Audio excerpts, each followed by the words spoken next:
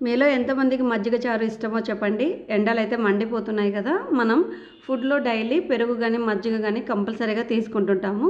ఈ వేసవిలో మనం తోడుపెట్టుకున్నటువంటి పెరుగు కాస్త త్వరగానే పులిసిపోతుంది. అలాంటప్పుడు నేనిప్పుడు చూపిస్తున్నట్లు మజ్జిగ చారు చేసుకొని మనం ఫుడ్‌లోకి తీసుకున్నామంటే శరీరాన్ని చల్లబరుస్తుంది, డైజెషన్‌ని ఇంప్రూవ్ చేస్తుంది, ఇంకా యాసిడిటీని కూడా తగ్గిస్తుందనమాట. మరి ఒక కప్పు పెరుగుకి ఒక గ్లాస్ నీళ్ళైతే వేసుకొని కొద్దిగా తిక్కగా కలుపుకోవాలి. రోట్లో అల్లం, వెల్లుల్లి, పచ్చిమిర్చిని వేసి కొద్దిగా ఉప్పు వేసి దంచుకోవాలి.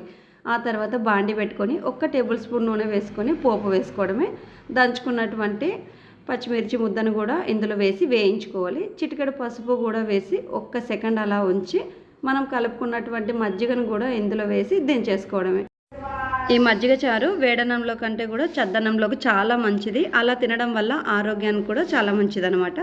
మరి వీడియో నచ్చినట్లయితే లైక్ చేయండి. కొత్తగా చూసేవాళ్ళు సబ్స్క్రైబ్ చేయండి.